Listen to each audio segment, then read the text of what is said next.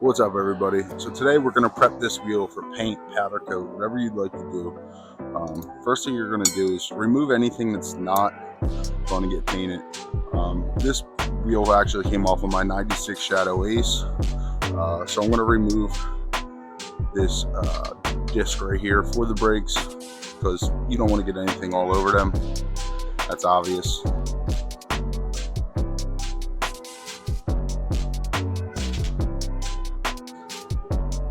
Now that I have this disc off, I'm going to go throw this in my garage somewhere where it won't get banged up or anything like that. So in my opinion, the hardest part about getting tire prep is just popping the bead off the wheel on both sides. I've never done this with a motorcycle tire. I've done this with car tires before. So I'm not even sure this is going to work. Let's see what happens.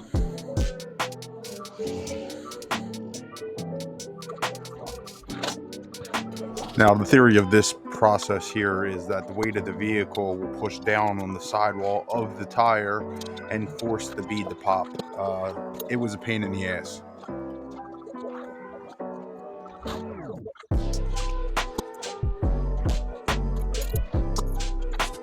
Alright, so I fought the tire off. It was a huge pain because it's like glued on there and it was rusted on from all the years. So I'm just going to go ahead and start knocking off all the things I no longer need.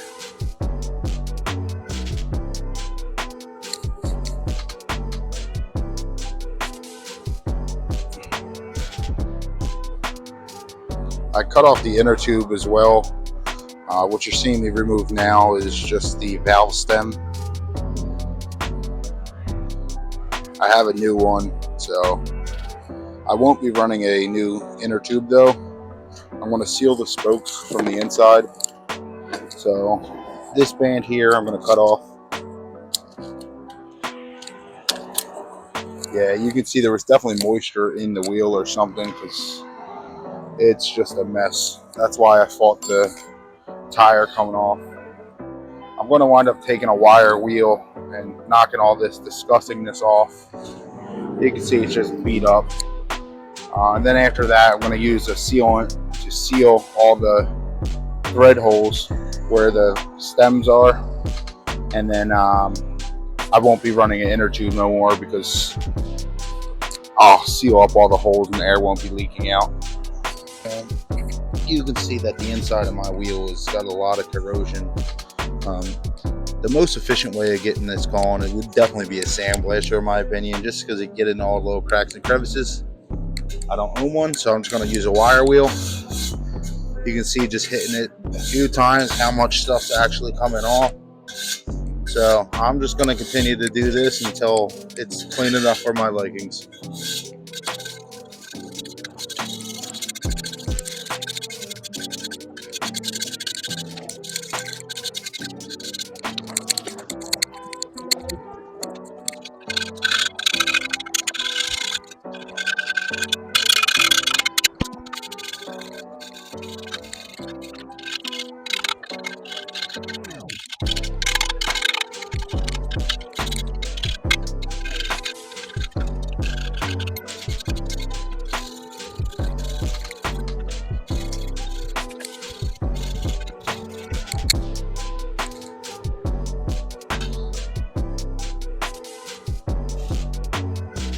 Now the wheel's clean enough for me in this area as much as I can get it.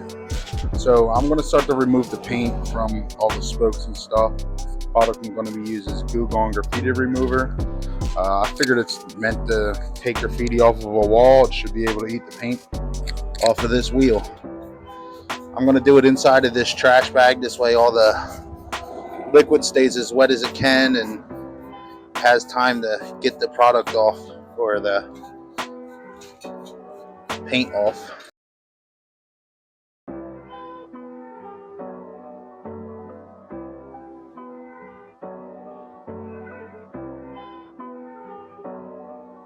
I'm going to give it a few hours, come out, either spray more product on inside the bag, or if the paint's off enough, I'll go to the next step in the process.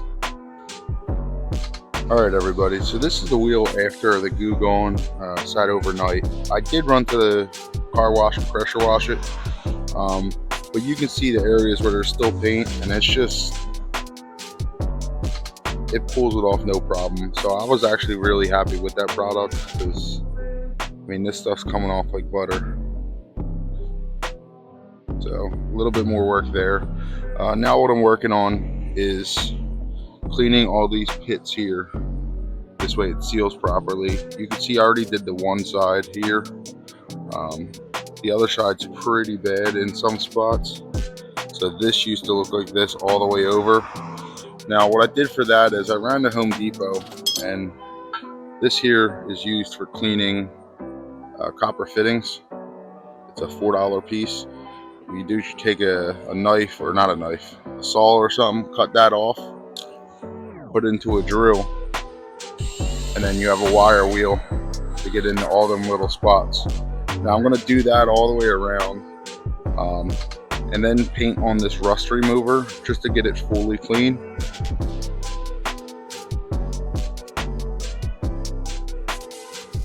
Alright, so I have the wheel as clean as possible. You can see that rust remover did a really good job here where it was all rusted and pitted up. This strip you'll see in a little bit I'm going to do something different with, but for right now I taped off where the actual hub is, and I want to keep the face of it silver. I'm just going to spray inside where the spokes and all are with self-etching primer. This way it just bonds a little bit better.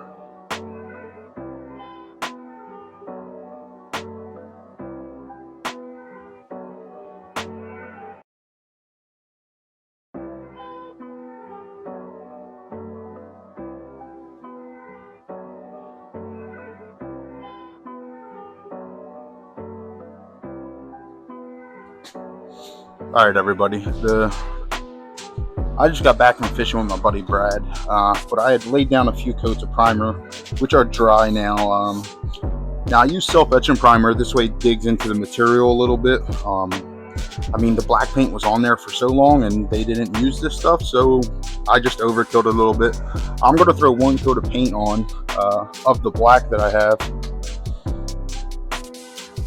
Again, I'm just going to do a thin coat just to cover this up a little bit, let the two materials come together, and then I'll come back and put another heavier coat and then build it up instead of just globbing it on and watching it run.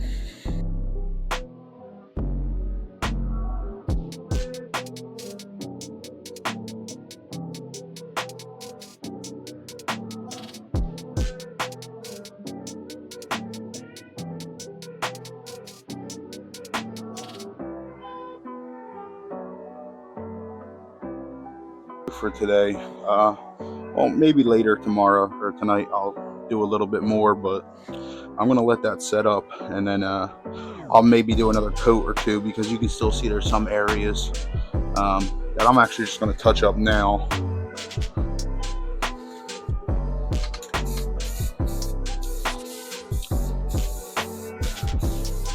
That's another good thing about using a light primer. When you do a darker color like this, you can see spots that you may have missed.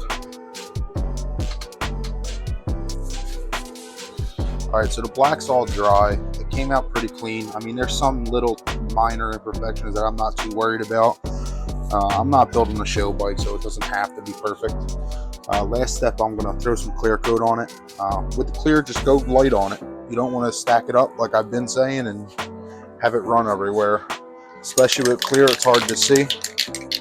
All right, so this is about it I'm gonna do for this video. Thank you for watching. If you enjoyed any of it, please go ahead and subscribe. Go check out some other content, and then you'll see the finished product once I put the rubber tire back on, and then I have to seal the spokes as well, and then throw it back on the bike, and then we're out riding again. So that's about it for me today. I'm gonna slide this over, let it set up overnight, and then see what it looks like in the morning.